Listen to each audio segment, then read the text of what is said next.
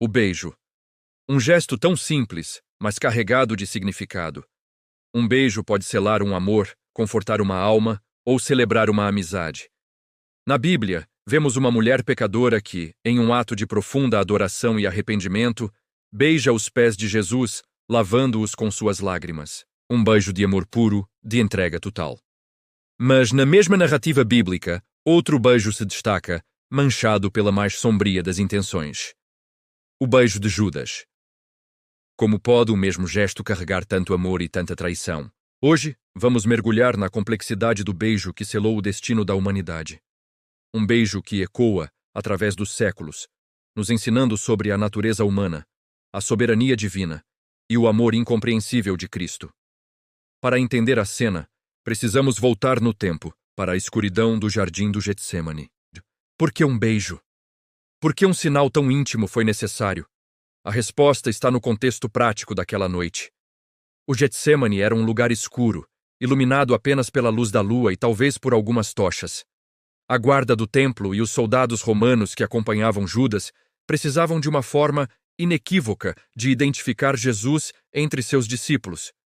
Um simples apontar de dedo poderia gerar confusão na penumbra. Um beijo, no entanto, era um sinal claro e pessoal. No mundo antigo, um beijo na bochecha entre homens, especialmente entre um mestre e seu discípulo, era um cumprimento comum. Era um sinal de respeito, de afeto e de comunhão. Judas usou esse símbolo de intimidade e o transformou em uma arma. Ele perverteu o sinal de amizade para cometer o ato supremo de traição, vendendo seu mestre por 30 moedas de prata. O gesto que deveria significar "eu te honro" tornou-se "este é o homem que vocês devem prender".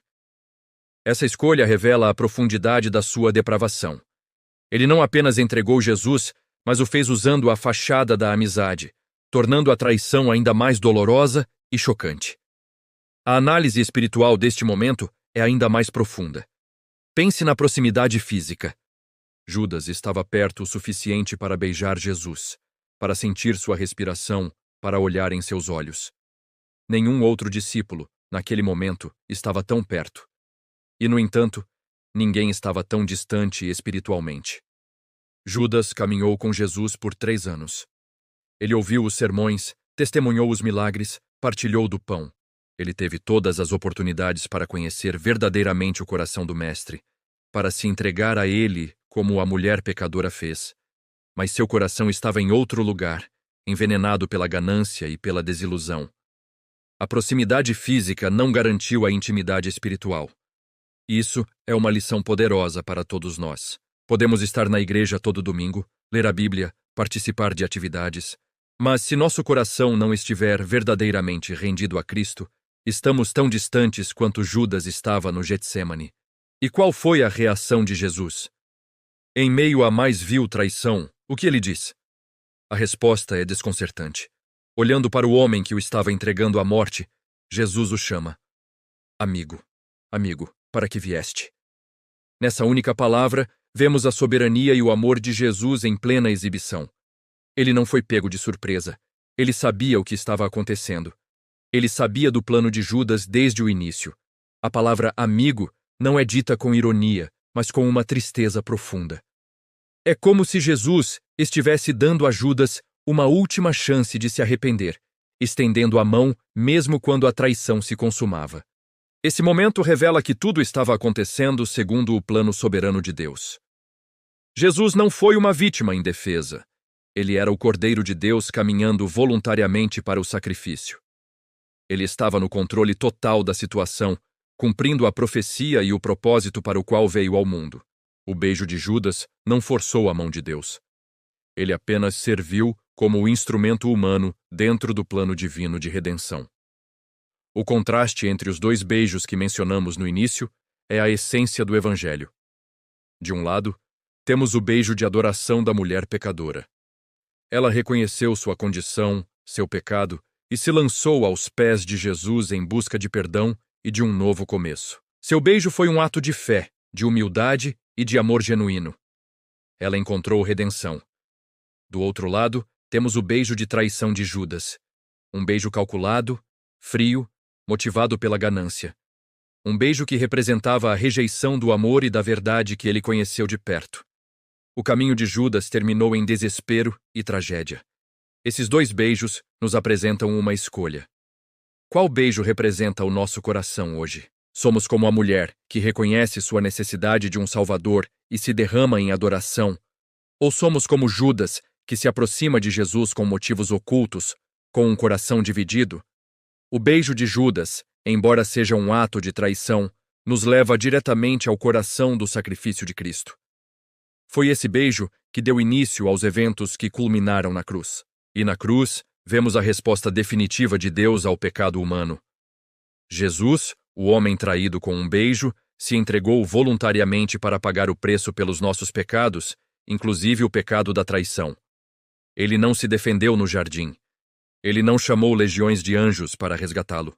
Ele se submeteu, porque o seu amor por nós era maior do que a dor da traição. Ele sabia que, através de sua morte e ressurreição, a porta para a redenção seria aberta para todos, até mesmo para um traidor como Judas, se ele tivesse se arrependido. A história do beijo de Judas não é apenas sobre um evento histórico. É um convite. Um convite para examinarmos nossos próprios corações. É um convite para abandonarmos qualquer traição, qualquer distância espiritual e nos aproximarmos de Jesus com um coração sincero e arrependido. O mesmo Jesus que chamou Judas de amigo, em seu momento mais sombrio, nos chama hoje com braços abertos, oferecendo perdão, graça e uma nova vida. A escolha é nossa. Um beijo de traição ou um beijo de adoração. A eternidade depende da nossa resposta. Obrigado por assistir. Que esta reflexão nos inspire a buscar uma proximidade genuína com Cristo, não apenas em gestos, mas em espírito e em verdade. Se você foi tocado por esta mensagem, curta o vídeo, compartilhe com alguém e inscreva-se no canal para mais conteúdo como este. Até a próxima. Segundo, Judas usou o beijo, gesto de amor e reverência. No contexto judaico, discípulos beijavam rabinos em sinal de respeito e afeto. Judas pegou o gesto mais íntimo de honra e o transformou em sinal de traição. Perverteu amor em arma. Terceiro, Judas o fez por 30 moedas de prata, o preço de um escravo, Êxodo 21:32. Ele avaliou Jesus como escravo. 3 anos de ministério valiam menos que um escravo. Isso é a profundidade da traição. Quarto, Judas sabia que isso levaria à morte. Não era apenas entrega para interrogatório, era entrega para execução. Mateus 26:4. Os líderes conspiraram para prender Jesus à traição e matá-lo. Judas sabia. E ainda assim, beijou. Agora, aqui está o que é devastador. Lucas 22:48. Jesus lhe disse: Judas, com um beijo traz o filho do homem? Nota a dor nessa pergunta? Não, por que me traz? Mas com um beijo? Jesus está dizendo: de todas as formas. Você escolhe usar amor como arma? Mas aqui está o que é glorioso. Jesus permitiu o beijo, ele não o evitou, não virou o rosto, não recuou. Recebeu o beijo de traição. Por quê? Porque Jesus estava demonstrando o tipo de amor que ele pede de nós. Mateus 5:44. Amai os vossos inimigos. Até o momento da traição, amor. Agora, contraste o beijo de Judas com o amor de Jesus. Judas. Proximidade externa, traição interna. Jesus. Sabia da traição, amou de qualquer forma. Judas. Usou o beijo como arma. Jesus. Recebeu beijo como oportunidade de amar. Judas. Traiu por ganho material, 30 moedas. Jesus. Sofreu traição por ganho espiritual, nossa salvação. Judas. Vendeu Jesus para salvar a si mesmo. Jesus. Permitiu ser vendido para salvar Judas e nós. Agora, aqui está a aplicação devastadora. Quantas vezes nós fazemos o que Judas fez? Não literalmente, mas espiritualmente. Estamos próximos de Jesus externamente, igreja, Bíblia, oração. Mas longe internamente, coração não transformado. Usamos linguagem de amor, Senhor, Senhor. Mas vivemos em traição, pecado habitual. Avaliamos Jesus como menos valioso que ganho material, conforto, relacionamentos. Conhecemos a verdade, como Judas conhecia Jesus, mas escolhemos a mentira. Jesus disse em Mateus 7, 21, 23. Nem todo o que me diz, Senhor, Senhor, entrará no reino dos céus. Muitos me dirão naquele dia, Senhor, Senhor, então lhes direi, nunca vos conheci. Proximidade externa. Traição interna. Como Judas. Mas aqui está a diferença crucial entre Judas e Pedro. Ambos traíram Jesus. Judas com beijo, Pedro com negação. Mas Pedro se arrependeu e foi restaurado. Judas se lamentou, mas não se arrependeu a Jesus. Mateus 27, 3, 5. Judas devolveu as 30 moedas de prata, dizendo, pequei, traindo sangue inocente. E atirando para o santuário as moedas de prata, retirou-se e foi enforcar-se. Ele admitiu pecado, devolveu dinheiro. Mas não foi a Jesus, foi aos sacerdotes, buscou solução humana, não perdão divino, e se perdeu. Pedro, João 21, 15 e 17, Jesus o restaurou.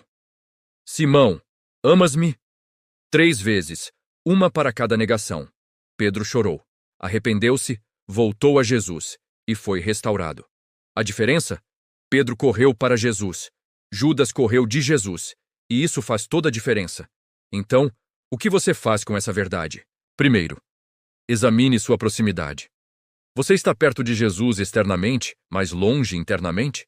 Beija, adora, com lábios, mas trai com ações? Tiago 4:8. Chegai-vos a Deus, e ele se chegará a vós. Segundo, reconheça que Jesus permite que traição aconteça. Não porque gosta, mas porque respeita livre-arbítrio. E porque pode usar até traição para a salvação. Cruz. Romanos 8:28. Todas as coisas cooperam para o bem. Terceiro, quando você trai, pecado, corra para Jesus, não de Jesus. Ele chama amigo, mesmo na traição. 1 João 1:9. Se confessarmos nossos pecados, ele é fiel e justo para nos perdoar.